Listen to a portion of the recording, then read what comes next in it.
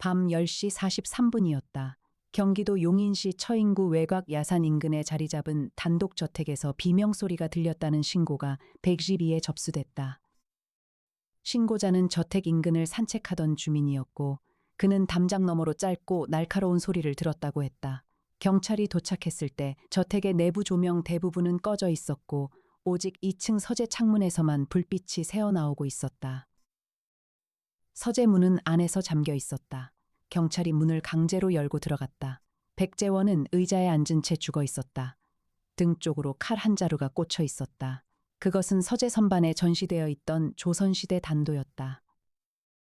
벽면 유리 케이스에서 꺼내진 것이었다. 방 안에는 유리창이 열려 있었고 그 너머로 정원의 수풀이 보였다. 책상 위에 녹음기처럼 생긴 소형 디지털 레코더가 놓여 있었고 그 주변에 낡은 서류 봉투 하나가 있었다. 봉투 안은 비어 있었다. 문은 안에서 잠겨 있었다. 그런데 피해자는 죽어 있었다. 그것이 이 사건의 첫 번째 불가능이었다. 백재원은 만 64세였다. 직업은 백재원 그룹 회장이었다. 자산 규모가 수조 원에 이르는 중견 재벌이었고 유통과 건설 분야에서 상당한 영향력을 갖고 있었다. 그가 죽었다는 사실은 이튿날 새벽까지 보도가 통제됐지만 관련 업계에서는 새벽 전에 이미 소문이 퍼졌다. 그것이 이 도시의 속성이었다. 권력의 죽음은 빠르게 퍼졌다. 그리고 현장 담당 형사가 가장 먼저 한 일은 강혁에게 전화하는 것이었다. 이유가 있었다. 백재원이 생전에 강혁 탐정사무소와 계약을 맺고 있었다. 회사 내부 보안 자문 계약이었다. 살아있는 동안 그는 강혁을 필요로 했다. 그리고 죽어서도 마찬가지였다. 사흘 전으로 돌아가야 했다. 사건이 벌어지기 사흘 전 오후 3시였다. 마포구 합정동 홍익로 14번길 끝 50층짜리 오피스 빌딩 꼭대기층에 자리한 강혁 탐정사무소의 통유리 창문에는 오후 햇빛이 가득 들어오고 있었다. 강혁은 창가에 서서 한강을 내려다보고 있었고 이에 나는 세종과 연결된 터치스크린 테이블 앞에서 현재 진행 중인 다른 의뢰 분석을 마무리하고 있었다. 그때 사무소 인터폰이 울렸다. 나정희가 응접 데스크에서 말했다. 탐정님, 백재원 그룹 회장님이 직접 오셨습니다. 강혁이 눈썹을 약간 올렸다. 백재원이 직접 오는 것은 흔한 일이 아니었다. 그는 대개 비서를 통해 연락했다. 직접 나타났다는 것은 그 자체로 신호였다. 강혁이 응접실로 나갔다. 백재원은 소파에 앉아 있었다. 키가 작고 약간 마른 체형이었다. 머리는 거의 다 휘어 있었고 눈빛은 날카롭고 침착했다. 50년 가까이 사업을 해온 사람의 눈이었다. 하지만 그날 그의 눈 안에는 뭔가 다른 것이 있었다. 강혁이 보기에 그것은 두려움이었다. 억누르고 있었지만 새어나오는 종류의 두려움. 강 탐정님, 바쁘신 중에 직접 찾아와 죄송합니다. 백재원이 말했다. 강혁이 맞은편에 앉으며 말했다. 어떤 일로 오셨습니까? 백재원이 잠시 입술을 다물었다가 열었다. 제가 협박을 받고 있습니다. 그 말을 들은 강혁이 상대를 살폈다. 있는 것, 없는 것, 어색한 것. 있는 것은 공포와 결이었다. 없는 것은 수행원이었다. 재벌 회장이 혼자 왔다는 것은 이 사실을 아무에게도 알리고 싶지 않다는 뜻이었다. 어색한 것은 그가 들고 온 낡은 서류 봉투였다. 그 봉투는 당일에 가져온 것이 아니었다. 오래 쥐고 있던 것이었다. 봉투 안에 뭐가 있습니까? 강혁이 물었다. 백재원이 봉투를 테이블 위에 놓았다. 2년 전 제가 저지른 일입니다. 그가 말했다. 목소리에 힘이 빠져 있었다. 당시 경쟁사 대표를 매수하여 그 회사 내부 기밀을 빼낸 일이 있습니다. 기술 자료였습니다. 그 자료 덕에 우리 회사가 입찰에 성공했습니다. 금액이 3천억대였습니다. 그 자료의 복사본이 지금 어딘가에 있습니다. 누군가가 그것을 갖고 저를 협박하고 있어요. 협박의 방식이요? 한 달 전부터 편지가 왔습니다. 그리고 이제는 전화가 옵니다. 매달 5억씩 보내지 않으면 자료를 검찰에 제출하겠다고 합니다. 이미 보내셨습니까? 2달 보냈습니다. 그 말을 하는 순간 백재원의 눈빛에서 수치심 같은 것이 스쳐 지나갔다. 강혁이 말했다. 협박자를 찾아드릴 수는 있습니다. 하지만 회장님이 하신 일은 알고 있습니다. 그 책임은 제가 지겠습니다. 다만 협박자를 먼저 확인하고 싶습니다. 강혁이 봉투를 열었다. 안에는 협박 편지 2통과 계좌 이체 내역이 있었다. 받는 쪽 계좌는 대포 계좌로 추정됐다. 맞겠습니다. 강혁이 말했다. 백재원이 자리에서 일어났다. 감사합니다. 한 가지 더 말씀드려야 할 것이 있습니다. 그가 멈추며 말했다. 이 사실을 아는 사람이 제 주변에 있을 수 있습니다. 제 서재 안의 일을 아는 사람이 아니면 이런 자료를 가질 수 없어요. 내부자라고 생각하십니까? 그렇습니다. 그 말이 이 사건의 첫 번째 복선이었다. 백재원은 사흘 후에 죽었다. 강혁이 용인저택에 도착한 것은 사건 발생 2시간 후였다. 이해나가 조수석에서 내리며 이미 현장 정보를 정리한 태블릿을 강혁에게 건넸다. 피해자 백재원 회장, 사망 추정 시각은 밤 10시에서 11시 사이입니다. 쌓이는 자상으로 등에 꽂힌 단도가 심장 근처 혈관을 관통했어요. 즉사에 가깝습니다. 서재 문은 안에서 잠금 상태였고 열쇠는 피해자 바지 주머니 안에 있었습니다. 창문은 열려 있었어요. 하지만 2층이고 창문 아래 수풀의 진입 흔적은 발견되지 않았습니다. 그리고 탐정님, 특이한 점이 있어요. 이해나가 화면을 확대했다. 책상 위에 소형 디지털 레코더가 있었는데 현장 경찰이 건드리기 전에 제가 세종에게 원격 분석을 지시했어요. 그 레코더에 녹음된 내용이 있었습니다. 뭐가 녹음되어 있어? 백재원 회장 목소리예요. 녹음 내용은 짧아요. 오늘 밤 모든 걸 끝내겠다라는 말과 함께 이름 하나를 말하고 끊깁니다. 강혁이 이해나를 봤다. 어떤 이름이야? 이해나가 잠깐 멈췄다가 말했다. 이준석이요. 백재원 그룹의 개인 비서입니다. 강혁이 건물 안으로 들어갔다. 현장에는 경찰이 여러 명 있었다. 담당 형사 박성우가 강혁을 보고 다가왔다. 그는 강혁과 강력계 시절부터 알던 사이였다. 강 탐정님, 와주셨네요. 복잡한 사건입니다. 잠깐 안을 봐도 되겠습니까? 어차피 탐정님한테 협조 요청 드리려고 했습니다. 강혁이 2층 서재로 올라갔다. 서재는 넓었다. 한쪽 벽면이 통유리였고 정원이 내다보였다. 반대편 벽에는 책장이 가득했고 그 사이사이에 고미술품이 전시되어 있었다. 백재원은 조선시대 도자기와 무기류 수집을 취미로 했던 것으로 알려져 있었다. 피해자의 시신은 이미 감식팀이 처리했고 의자만 남아 있었다. 강혁은 의자 주변을 천천히 돌았다. 있는 것, 없는 것, 어색한 것. 있는 것은 디지털 레코더와 서류 봉투와 피 흔적이었다. 없는 것은 레코더와 봉투 사이의 자연스러운 거리였다. 레코더는 서재 책상 오른쪽 구석에 있었는데 그 위치가 어색했다. 왼손잡이가 놓은 위치였다. 백재원은 오른손잡이였다. 어색한 것은 창문 하단 먼지였다. 창문 아래쪽 선반에 쌓인 먼지가 한 줄기 닦여 있었다. 누군가 창문을 통해 진입하거나 퇴장하며 선반을 손으로 짚은 흔적이었다. 강혁이 창문 쪽으로 걸어갔다. 창문 밖으로 내려다보면 정원이었다. 2층 높이였다. 수풀에 흔적이 없다고 했지만 강혁은 수풀 옆 석조 담장 쪽으로 시선을 옮겼다. 담장 위에 작은 흙 자국이 있었다. 이해나 씨, 저 담장 아래 보조등 있어요? 이해나가 스마트폰으로 세종에게 연결했다. 보조등은 없어요. 하지만 저 담장 너머는 정원 창고 쪽이에요. 창고 확인해줘요. 그리고 강혁은 서재 안을 다시 한번 살폈다. 디지털 레코더. 그것이 이 사건의 2번째 불가능이었다. 이튿날 오전 강혁과 이해나는 백재원 그룹 계열사 사무실이 입주한 여의도 빌딩으로 갔다. 그룹 임원들이 모인 회의실에는 6명이 있었다. 첫 번째는 이준석이었다. 나이 42. 백재원 회장의 개인 비서 겸 그룹 전략기획실 부실장이었다. 창백하고 단정한 외모를 가진 사람이었다. 목소리는 차분했지만 손가락 끝을 미세하게 움직이는 버릇이 있었다. 두 번째는 백서연이었다. 백재원 회장의 무남 동료였다. 나이 36, 그룹 부회장 직함을 갖고 있었다. 눈이 아버지를 닮았다. 날카롭고 깊었다. 하지만 아버지와 달리 감정을 잘 드러내지 않는 유형이었다. 세 번째는 최명준이었다. 나이 51, 그룹 재무 담당 전무였다. 오래전부터 백재원을 보좌해온 인물이었다. 체형이 크고 목소리가 낮았다. 회의실에 들어서자마자 창가 자리를 선택했다. 네 번째는 류정원이었다. 나이 39.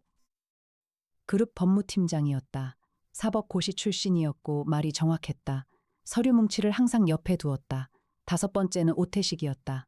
나이 45, 그룹 계열사 중 건설 부문 대표였다. 표정이 없는 편이었고 말이 적었다. 6번째는 황미진이었다. 나이 33, 백재원 회장 전담 가정부 겸 저택관리인이었다. 상주 직원으로 사건 당일에도 저택에 있었다. 강혁이 모두를 천천히 훑었다. 그는 먼저 황미진에게 물었다. 사건 당일 밤 저택에는 누가 있었습니까? 황미진이 대답했다. 회장님과 저만 있었습니다. 이준석 비서님이 오후 4시쯤 오셨다가 저녁 8시에 가셨어요. 류정원 팀장님은 오후 2시에 오셨다가 3시 반에 가셨어요. 저는 저녁 9시에 별채로 들어가서 10시 이후에는 본체 상황을 몰랐습니다. 10시 전에 이상한 소리나 인기척이 있었습니까? 없었어요. 회장님은 저녁 식사 후 서재로 들어가셨고 이후에는 조용했어요. 강혁이 이준석을 봤다. 비서님, 저택을 나가실 때 회장님 상태가 어떠셨습니까? 이준석이 말했다. 평소와 비슷했습니다. 조금 피로해 보이셨지만 특별히 이상한 것은 없었어요. 레코더는 평소에 쓰시던 것입니까? 이준석이 잠깐 멈췄다. 레코더요? 서재 책상에 있던 소형 디지털 레코더 말입니다. 이준석이 생각하는 척 눈을 내리깔았다. 회장님이 평소에 메모 대신 음성 녹음을 즐겨 하셨어요. 항상 왼쪽 서랍 안에 두셨는데 그날 책상 위에 있었군요. 그 말이 강혁의 머릿속에 걸렸다. 항상 왼쪽 서랍, 어젯밤 레코더가 있던 위치는 오른쪽 구석이었다. 백서연 부회장님은 당일에 저택에 오시지 않았습니까? 백서연이 강혁을 직접 바라보며 말했다. 그날 저는 강남 쪽 미팅이 있었습니다. 저녁 8시까지 자리를 지켰고 이후 귀가했습니다. 아버지께 전화는 드렸습니다. 9시 20분쯤이요. 서재에 계신다고 하셨어요. 무슨 말씀을 나누셨습니까? 백서연이 잠깐 망설이다가 말했다. 아버지가 저한테 하고 싶은 말이 있다고 하셨어요. 다음 날 보자고 하셨습니다. 강혁이 그 말을 기억했다. 하고 싶은 말이 있다. 그 말은 이 사건의 3번째 복선이었다. 강혁이 사무소로 돌아온 저녁에 세종이 현장 분석 결과를 보고했다. 현장 재구성 결과를 말씀드리겠습니다. 세종이 3D 입체 시뮬레이션을 화면에 펼쳤다. 서재 내부가 정확하게 재현됐다. 첫 번째. 서재 문은 내부에서 잠금고리로 잠겨 있었습니다. 이 잠금 방식은 외부에서 열쇠로 열 수 없는 종류입니다. 잠금은 반드시 내부에서 수동으로 걸어야 합니다. 두 번째, 창문은 내부에서 열린 상태였습니다. 하지만 창문 하단 선반에 먼지 닦인 흔적과 담장 위 흙 자국으로 미루어 볼 때 누군가가 창문을 통해 이동한 것으로 추정됩니다. 세 번째, 디지털 레코더는 현장에서 발견되었을 때 재생 버튼이 눌린 상태였습니다. 이것은 누군가가 레코더를 재생 상태로 놓고 자리를 떠났다는 뜻입니다. 강혁이 말했다. 레코더에 녹음된 것은 백재원 목소리라고 했는데 그 목소리가 진짜인지 확인됐어? 이해나가 대답했다. 음성 분석 결과가 나왔어요. 진짜 목소리예요. 딥페이크나 AI 합성 흔적이 없습니다. 실제로 백재원 회장이 녹음한 거예요. 하지만 이해나가 말을 멈췄다. 녹음 시간대가 특이해요. 이 녹음은 오늘 당일이 아니에요. 메타데이터 분석 결과 이 녹음은 열흘 전에 만들어진 파일이에요. 그런데 재생된 것은 어젯밤 10시 이후예요. 강혁이 눈을 좁혔다. 누군가 미리 녹음된 파일을 레코더에 넣어두고 밤에 재생시킨 거야. 그리고 경찰이 문을 부수고 들어갔을 때 레코더에서 목소리가 나오고 있었어요. 경찰은 처음에 서재 안에 피해자가 살아있는 줄 알았대요. 강혁이 자리에서 일어났다. 그것이 트릭이었다. 사망 시각을 혼란스럽게 만드는 장치. 10시 이후에 녹음된 목소리가 흘러나오면 피해자가 10시 이후까지 살아있었다는 인상을 준다. 그리고 그 시간 이전에 저택을 나간 사람들은 자연스럽게 혐의에서 벗어난다. 사망 추정 시각이 틀렸을 수 있어. 강혁이 말했다. 국과수에 다시 의뢰해야 해. 사망 시각 범위를 좁혀달라고. 이해나가 고개를 끄덕이며 바로 전화했다. 다음 날 오전이었다. 세종이 백재원 그룹 임원들의 배경을 분석한 결과를 보고했다. 이준석에 관한 내용이 먼저 나왔다. 이준석은 대학원 재학 시절 백재원 회장의 첫 번째 부인인 효 유정희 여사와 친척 관계였습니다. 유정희 여사는 20년 전 교통사고로 사망했는데 당시 사고 처리 과정에서 이준석이 유족 측 연락을 담당했습니다. 이후 백재원 회장이 그를 비서로 채용했습니다. 그 다음은 백서연이었다. 백서연 부회장은 그룹 내에서 차기 경영권 승계를 두고 최명준 전무와 갈등이 있는 것으로 알려져 있습니다. 최명준 전무는 백재원 회장이 사망할 경우 전문 경영인 체제제 전환을 주장했고 백서연 부회장은 가족 승계를 원한 것으로 파악됩니다. 최명준이었다.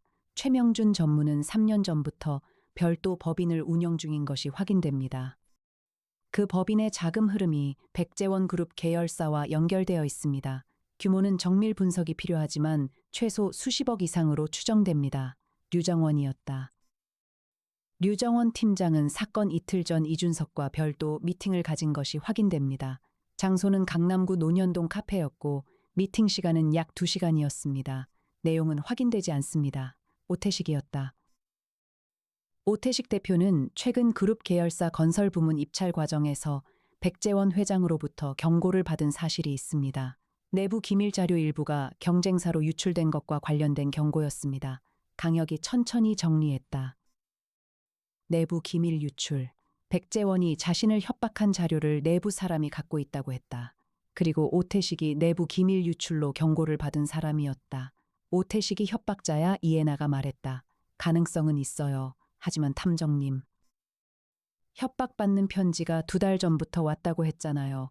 오태식에 대한 경고는 1달 전이에요. 시간 순서가 맞지 않아요. 강혁이 고개를 끄덕였다. 그러면 다른 누군가야? 이해나가 말했다. 혹은 두 사건이 연관은 있지만 같은 사람이 아닐 수도 있어요. 강혁이 테이블 위에 있는 커피를 집었다. 형한테 연락해야 할 것 같아. 강혁이 검찰청 인근 카페에서 강민혁을 만난 것은 오후 2시였다. 강민혁은 먼저 와 있었다. 아메리카노를 앞에 두고 스마트폰을 보다가 동생이 들어오자 고개를 들었다. 혁아. 백재원 사건이지? 응. 강혁이 앉으며 말했다. 그쪽에서 정보 있어?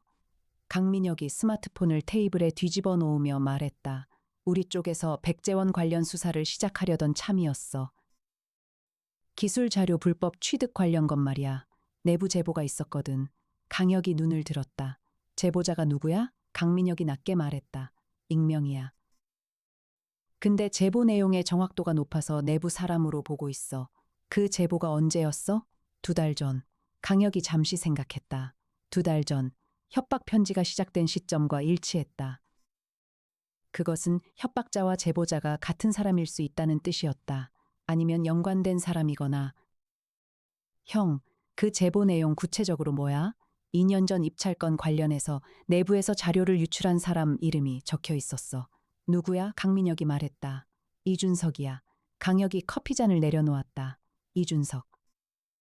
레코더에 녹음된 이름이 이준석이었다.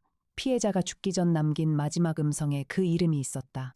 형, 이준석이 자료를 유출했다면 협박도 이준석이 한 거야? 강민혁이 고개를 저었다. 제보는 이준석이 자료를 유출했다는 거고 협박자가 이준석이라는 건 별개야. 제보 방향이 이준석을 향하고 있다는 게 협박자가 이준석이라는 증거는 아니야. 그럼 이준석은 피해자일 수도 있어. 그렇지. 이준석이 자료를 유출했고 그 자료를 제3자가 갖고 협박에 활용했을 수도 있어. 강혁이 일어났다. 알았어. 고마워. 강민혁이 말했다. 혁아, 조심해. 이 사건은 단순 살인이 아닐 것 같아. 배후가 있을 거야. 그날 저녁 사무소에서 강혁과 이해나가 현장 재분석을 했다. 세종이 서재 입체 구조를 다시 불러왔다. 강혁이 말했다. 잠긴 방에서 사람이 죽었어. 열쇠는 피해자 주머니에 있었어. 창문은 열려 있었지만 진입 흔적은 없어. 그런데 담장 위에 흙이 있어. 창고 쪽으로 연결돼. 이걸 어떻게 풀어? 이해나가 말했다. 창문 흔적부터 봐요. 선반 먼지가 닦였다는 건 창문 아래 선반을 손으로 짚었다는 거예요. 2층에서 내려갈 때 짚는 동작이죠. 들어오는 게 아니라 나가는 거예요. 강혁이 말했다. 범인이 창문으로 나갔어. 그리고 담장을 타고 창고 쪽으로 이동했어요. 담장 위 흙 자국이 창고 방향이었으니까요. 창고는 저택 외부 담장과 연결되어 있고 거기서 나가면 인근 도로예요. 문은 어떻게 잠겼어? 이에나가 화면에 잠금 장치 도식을 불러왔다. 이 서재 잠금 방식을 다시 봐요. 여기 보이는 거 긴 회전식 고리잖아요. 이거 외부에서도 조작이 가능한 방법이 있어요. 문 아래 빈틈이 있으면 실이나 가는 선을 이용해서 당기는 방식으로 걸 수 있어요. 강혁이 말했다. 실로 문을 잠근 거야. 이에나가 고개를 끄덕였다. 가는 낚싯줄 같은 걸 쓰면 돼요. 문 아래 틈으로 낚싯줄을 밀어넣고 잠금 고리에 걸어서 문을 닫은 다음 바깥에서 당기면 고리가 걸려요. 그리고 낚싯줄은 천천히 당겨서 회수하거나 그냥 뽑아내면 돼요. 현장 감식팀이 낚싯줄 흔적을 찾았어? 이에나가 말했다. 아직이요. 하지만 문 아래 바닥을 정밀 분석하면 나올 거예요. 세종한테 국과수 감식 재요청 지시했어요. 강혁이 혼자 말하듯 중얼거렸다. 밀실 살인이 아니야. 교묘하게 밀실처럼 만든 거야. 이에나가 말했다. 그리고 디지털 레코더. 열흘 전에 녹음된 파일을 밤에 재생한 거잖아요. 그게 가능하려면 레코더에 타이머 기능이 있거나 누군가가 미리 레코더를 조작해뒀거나 둘 중 하나예요. 세종이 말했다. 해당 레코더 기종을 분석했습니다. 이 기종은 예약 재생 기능이 있습니다. 특정 시각에 자동으로 재생이 시작되도록 설정할 수 있어요. 예약 재생 시간이 설정되어 있었어? 네, 밤 10시로 설정되어 있었습니다. 강혁이 말했다. 범인은 낮에 서재에 접근해서 레코더를 조작해뒀어. 그리고 밤에 피해자를 살해하고 나서 문을 잠근 채 창문으로 탈출했어. 10시에 레코더가 울리도록 해서 사망 시각을 혼란스럽게 만들었어. 이에나가 말했다. 낮에 서재에 접근할 수 있던 사람이요. 그날 낮에 저택에 온 사람이 이준석이야. 오후 4시에 왔다가 8시에 갔다고 했지. 두 사람이 서로를 바라봤다. 이틀 후 이준석이 경찰에 소환됐다. 강혁이 박성우 형사를 통해 조사실 밖에서 간접적으로 진행 상황을 파악했다. 이준석은 처음에는 침착하게 부인했다. 하지만 레코더 예약 재생 기능이 발견됐다는 사실이 공개되자 그의 태도가 흔들렸다. 그리고 낚싯줄 흔적이 서재 문 아래에서 발견됐다는 보고가 들어오자 이준석은 변호인 선임을 요청하며 입을 닫았다. 그것이 반쪽짜리 결말처럼 보였다. 하지만 강혁은 사무소로 돌아오는 차 안에서 내내 말이 없었다. 이에나가 운전하며 물었다. 탐정님, 뭔가 걸려요? 강혁이 창밖을 바라보며 말했다. 레코더 안 백재원 목소리. 그 내용 다시 틀어봐요. 이에나가 블루투스로 세종에게 연결하자 차 안에 목소리가 울렸다. 오늘 밤 모든 걸 끝내겠다. 이준석, 그 짧은 문장이 흘렀다. 강혁이 말했다. 이 문장이 이상해. 어떤 부분이요? 백재원이 협박 사건을 나한테 맡긴 게 사흘 전이야. 그리고 열흘 전에 이 녹음이 만들어졌어. 백재원이 협박 사건을 나한테 맡기기 일주일 전에 이 녹음을 했다는 거야. 이에나가 천천히 말했다. 즉, 백재원이 이미 열흘 전에 이준석을 의심하고 있었다는 거네요. 아니면 이준석을 압박할 용도로 이 녹음을 만들었거나, 그런데 그 녹음이 현장에 남겨졌어요. 피해자의 비서를 지목하는 내용이 현장에 남겨진 거예요. 그게 자연스러운 상황이야? 아니면 누군가 의도한 상황이야? 강혁이 이에나를 봤다. 이준석을 범인으로 만들기 위해 그 녹음을 현장에 배치한 사람이 있을 수 있어. 강혁이 형에게 전화했다. 형, 그 익명 제보 어떤 경로로 들어왔어? 강민혁이 말했다. 이메일로 들어왔어. 익명 계정에서 이메일 발신 IP 추적됐어? 추적했는데 VPN 우회라서 원점을 못 잡았어. 왜? 강혁이 말했다. 그 제보가 이준석을 범인으로 만들기 위한 누군가의 포석이었을 수 있어. 협박 자료를 유출한 사람이 이준석이라고 검찰에 제보해두고 실제로는 다른 사람이 협박을 하는 거야. 이준석을 방패막이로 쓴 거지. 강민혁이 잠시 침묵하더니 말했다. 그러면 이준석은 자료 유출은 했을 수 있지만 협박과 살인은 다른 사람이 한 거야? 가능성을 열어두고 있어. 혀가. 그럼 진짜 협박자는 누구야? 강혁이 잠시 말을 멈췄다. 그게 지금 내가 찾고 있는 거야. 전화를 끊고 강혁이 이에나를 봤다. 백서연 부회장 연락처 있어요? 있어요. 오늘 저녁에 만날 수 있는지 확인해줘요. 이에나가 즉시 전화했다. 백서연은 강혁과 여의도 한강변 카페에서 만났다. 저녁빛을 받은 한강이 잔잔하게 반짝이고 있었다. 백서연은 핸드백을 무릎 위에 놓은 채 강혁을 맞이했다. 강혁이 말했다. 아버님이 돌아가시기 전날 밤 하고 싶은 말이 있다고 하셨다고 했죠. 어떤 내용이었는지 짐작되십니까? 백서연이 한강을 바라봤다. 아버지가 저한테 그룹 승계 관련 이야기를 하시려 했을 것 같아요. 그 전부터 여러 번 언급하셨거든요. 최명준 전무와의 갈등 때문에요? 백서연이 잠깐 눈을 좁혔다. 알고 계시네요. 최명준 전무가 별도 법인을 운영한다는 것도 알고 있습니다. 백서연의 표정이 변하지 않았지만 손가락이 핸드백 위에서 멈췄다. 그 법인 자금 흐름이 그룹 계열사와 연결되어 있다는 것도 알고 있습니까? 네. 아버지께서 그것을 알고 계셨습니까? 백서연이 잠시 눈을 내리깔았다. 알고 계셨어요. 그래서 최명준 전무를 정리하려고 하셨어요. 그게 한 달 전부터 진행되던 일이에요. 강혁이 말했다. 그러면 최명준 전무도 압박을 받는 상황이었군요. 백서연이 강혁을 봤다. 강 탐정님, 한 가지 말씀드릴 것이 있어요. 그녀가 핸드백에서 봉투를 꺼냈다. 아버지 서재 금고에 있던 거예요. 경찰한테는 아직 제출하지 않았어요. 탐정님한테 먼저 드리는 게 맞을 것 같아서. 강혁이 봉투를 열었다. 안에는 사진 여러 장이 있었다. 누군가가 서재 밖 정원에서 서재를 향해 찍은 것처럼 보이는 사진이었다. 화면 안에 서재 창문이 있었고 그 안에서 일어나는 일이 찍혀 있었다. 사진 속 서재 안에는 두 사람이 있었다. 한 사람은 백재원이었다. 다른 사람은 강혁이 사진을 오래 바라봤다. 이게 언제 찍힌 겁니까? 사건 당일로부터 2달 전이에요.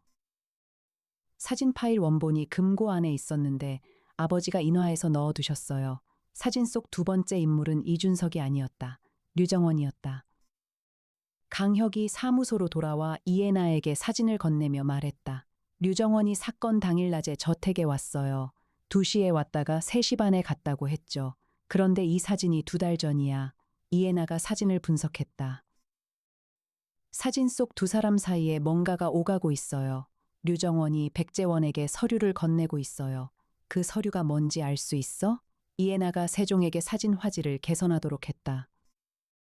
세종이 이미지 처리를 통해 서류 일부를 식별했다. 서류 상단에 텍스트가 있어요. 해상도 한계가 있지만 계약서라는 단어와 날짜가 보여요.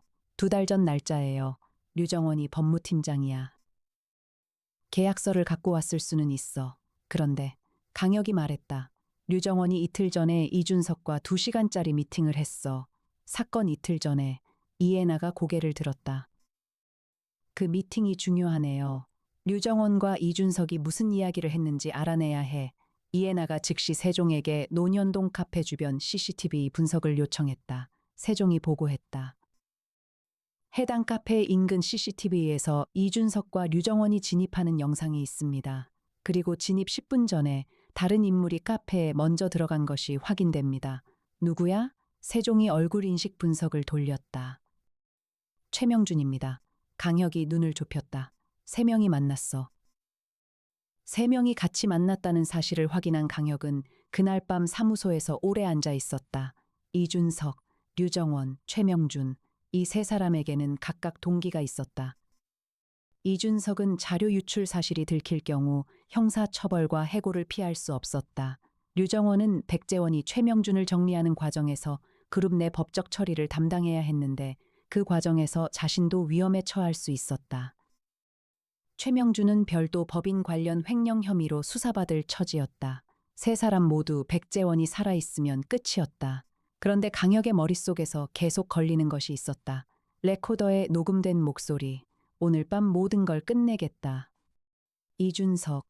이 문장에서 이준석은 대화 상대인가 아니면 지목된 대상인가? 강혁이 이해나에게 말했다. 레코더 원본 파일 다시 봐요. 이해나가 파일을 열었다. 세종이 음성 파일을 파형 분석했다. 강혁이 파형을 들여다봤다. 이 파일 편집된 거 아니야? 이해나가 세종에게 물었다. 세종이 말했다. 자연 발화 파일이 맞습니다. 편집 흔적은 없습니다. 하지만 세종이 말을 잠깐 멈췄다. 이 음성 파일에는 앞쪽이 잘린 흔적이 있습니다. 파일의 시작 부분 파형이 자연스럽지 않아요. 녹음 시작 지점이 문장 도중부터예요. 문장 앞이 잘렸어? 네. 원래 문장은 더 길었을 가능성이 있습니다. 현재 남아있는 것은 중간 이후부터예요. 강혁이 천천히 말했다. 그러면 원래 문장이 달랐을 수 있어. 이해나가 말했다. 오늘 밤 모든 걸 끝내겠다. 이준석, 이 문장 앞에 무언가가 있었다면 두 사람이 잠시 침묵했다. 강혁이 말했다. 예를 들어 당신이 내 일을 협박한다는 걸 알고 있다. 오늘 밤 모든 걸 끝내겠다. 이준석, 같은 문장이었을 수도 있어. 그러면 이준석은 백재원이 압박하는 대상이 되는 거야. 이해나가 말했다. 아니면 이준석이 말한 대로 오늘 밤 모든 걸 끝내겠다. 이준석, 이런 구조도 가능해요. 그러면 이준석은 백재원에게 조언한 사람이 되는 거고요. 의미가 완전히 달라지는 거야. 강혁이 일어났다. 파일이 잘린 이유가 있어. 누군가 앞부분을 삭제했어. 이준석이 유리한 내용이 앞에 있었을 거야. 이해나가 말했다. 그러면 레코더를 조작한 사람은 이준석이 아니에요. 맞아. 누군가 이준석을 범인으로 만들기 위해 파일 앞을 잘라냈어. 그리고 레코더를 현장에 배치했어. 강혁이 말했다.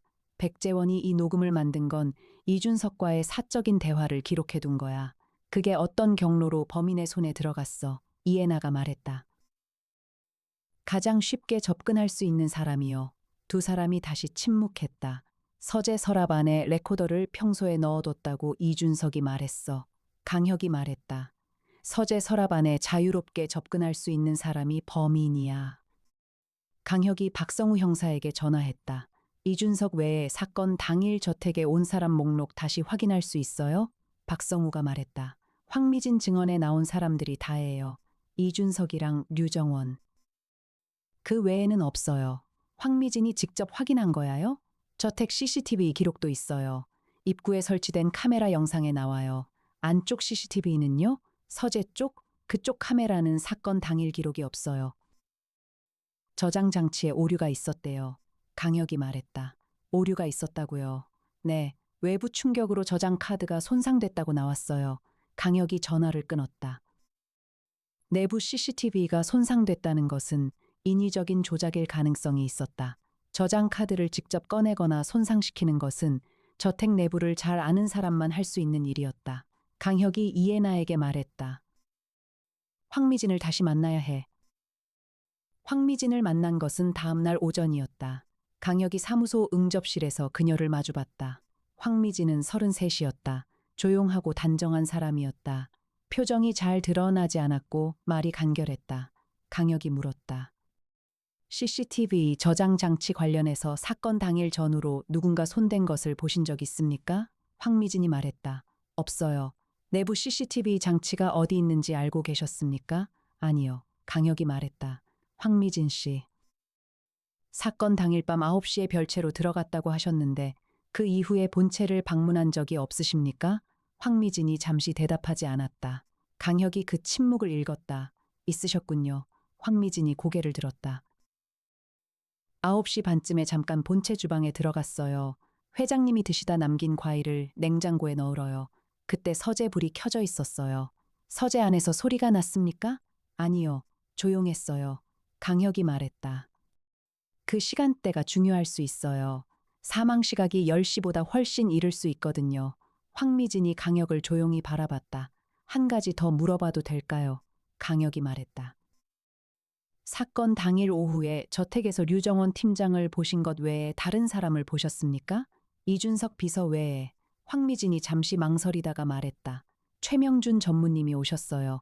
강혁이 몸을 약간 앞으로 기울였다. 언제요? 저녁 6시 반쯤이요. 짧게 오셨다가 가셨어요. 회장님이랑 서재에서 잠깐 이야기하시고요. 황미진 씨. 경찰 진술에는 그 이야기가 없었어요. 황미진이 말했다. 최명준 전무님이 저한테 말하지 말아달라고 하셨어요. 사무소 안에 잠시 침묵이 흘렀다. 강혁은 사무소로 돌아와 화이트보드 앞에 섰다. 이해나가 옆에 섰다. 강혁이 마커를 들고 타임라인을 적었다. 사건 당일 오후 2시 류정원 저택 방문, 3시 반 퇴장, 오후 4시 이준석 저택 방문, 오후 6시 반 최명준 저택 방문, 미신고, 저녁 8시 이준석 퇴장, 저녁 9시 황미진 별채 이동. 저녁 9시 반 황미진 잠깐 본체 주방 방문. 서재 불 켜져 있음. 이상 없음. 밤 10시 레코더 예약 재생 시작. 이준석 지목 내용. 밤 10시 43분 신고 접수. 강혁이 말했다. 사망 시각이 9시 반 이전이면 그 전에 저택에 온 사람이 범인이야. 이해나가 말했다. 최명준이야.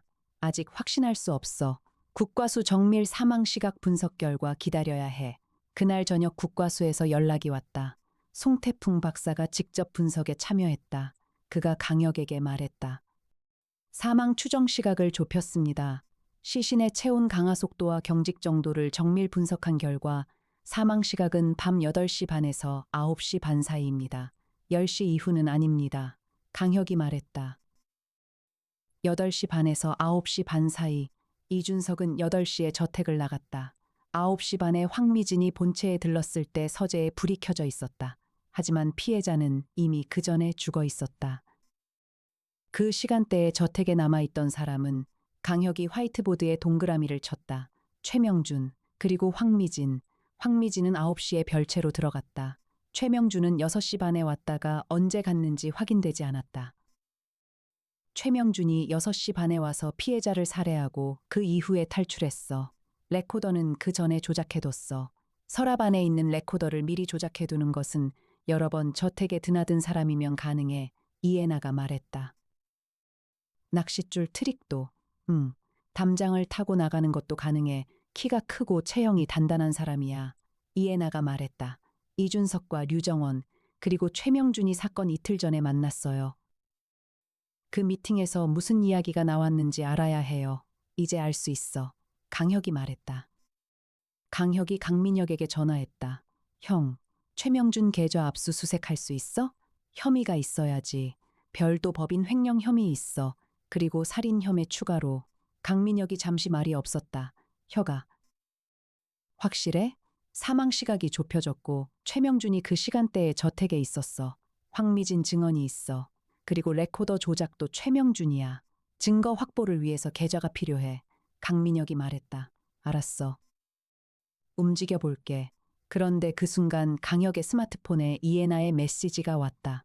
탐정님, 세종이 중요한 것을 찾았어요. 지금 바로 사무소로 와주세요. 강혁이 검찰청 앞 도로에서 차를 돌렸다.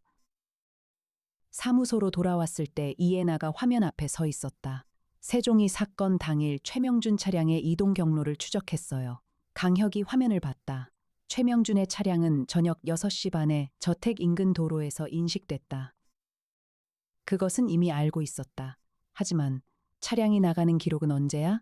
이해나가 말했다. 여기요. 화면에 표시됐다. 저녁 7시 5분. 최명준은 6시 반에 왔다가 7시 5분에 떠났다. 그러면 그가 저택에 있던 시간은 약 35분이었다. 사망 시각이 8시 반에서 9시 반이야. 최명준은 그 전에 이미 나갔어.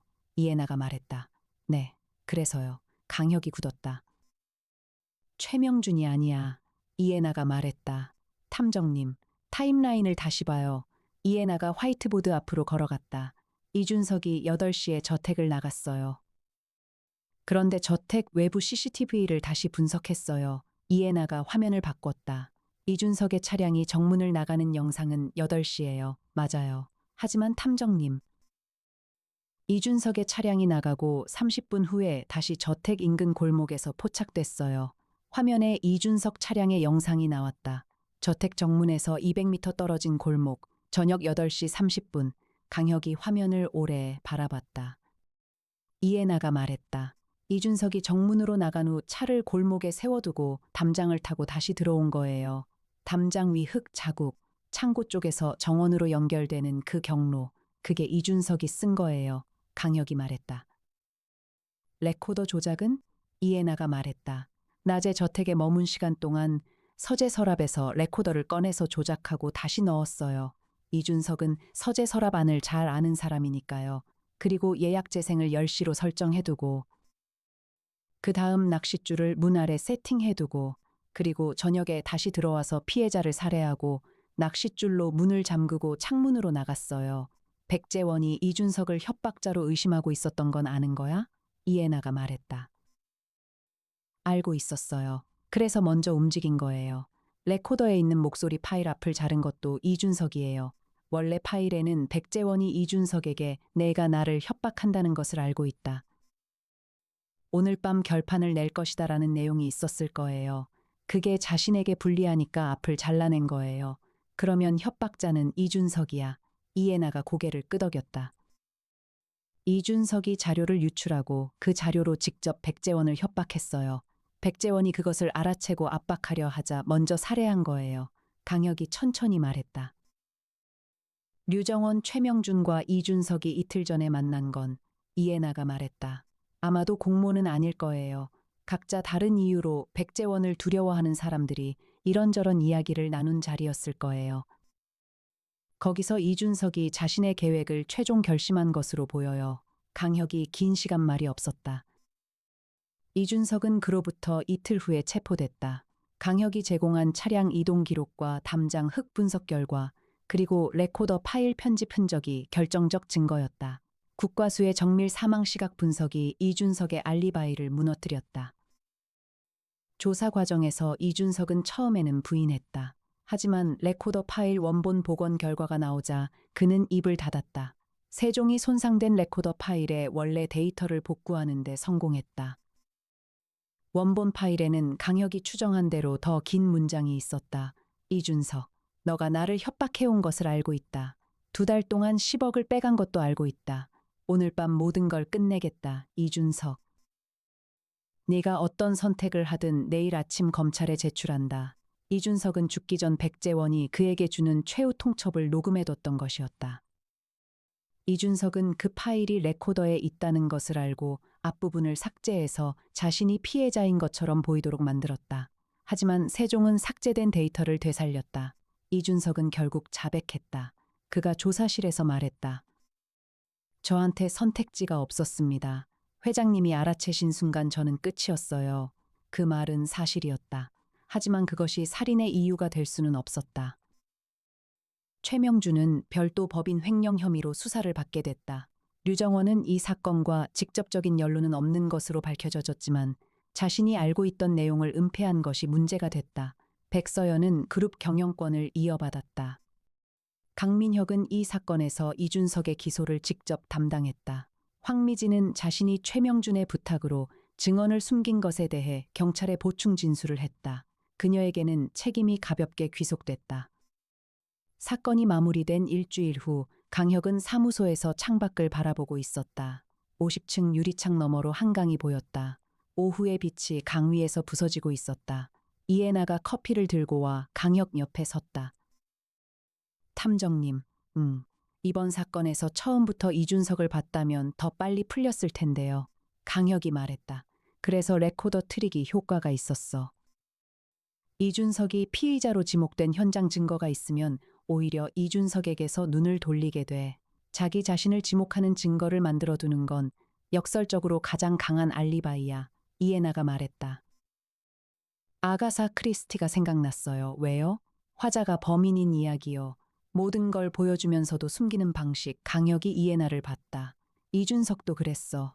자기가 직접 내러티브를 만들었어. 자기를 피해자처럼 보이도록 이해나가 말했다. 그래도 탐정님이 찾아냈잖아요. 강혁이 창밖 한강을 다시 바라봤다. 레코더 목소리가 잘린 게 이상했어. 죽은 사람이 남긴 목소리는 원래 그 사람이 하고 싶었던 말을 담고 있어야 해. 근데 이 경우에는 피해자가 하고 싶었던 말이 지워져 있었어. 이해나가 조용히 들었다. 죽은 자의 목소리를 잘라낼 수 있는 사람은 살아있는 자야. 그리고 그 목소리를 다시 이어붙인 건 세종이었어. 두 사람이 잠시 창밖을 나란히 바라봤다. 세종이 말했다. 새로운 의뢰가 접수되었습니다. 강혁이 돌아섰다. 읽어줘. 용인 저택앞도로는 사건이 끝나고 나서도 조용했다. 저택 서재 창문에는 이제 빛이 들어오지 않았다. 백재원이 그토록 오래 앉아 바라봤을 정원은 아무것도 모르는 것처럼 조용했다. 이준석은 구치소에 있었다. 그는 20년 가까이 곁에서 보좌하던 사람을 자신의 손으로 죽였다. 그것은 공포가 인간에게 할 수 있는 일 중에서 가장 잔인한 것 중 하나였다. 강혁은 이따금 이런 사건이 끝날 때마다 같은 질문으로 돌아왔다. 범인을 잡는 것이 끝인가? 그것은 아니었다. 범인이 걸어온 길을 다시 살피면 어디선가 다른 선택을 할 수 있었던 순간이 있었다. 이준석에게도 있었다. 협박 대신 자수를 선택했다면, 백재원에게 직접 자백했다면 2달 동안 억대의 돈을 뜯어낸 것보다 더 나은 결과가 있었을 것이다. 하지만 사람은 두려울 때 가장 나쁜 선택을 했다. 강혁이 그것을 막을 수는 없었다. 다만 그 결과를 끝까지 따라가서 진실을 세상에 내놓는 것. 그것이 그가 할 수 있는 일이었다. 한강에는 바람이 불었다. 저 아래 어딘가에서 오늘도 누군가 무언가를 잃고 있었다. 강혁은 엘리베이터에 올라탔다. 50층으로 가는 버튼을 눌렀다. 문이 닫혔다.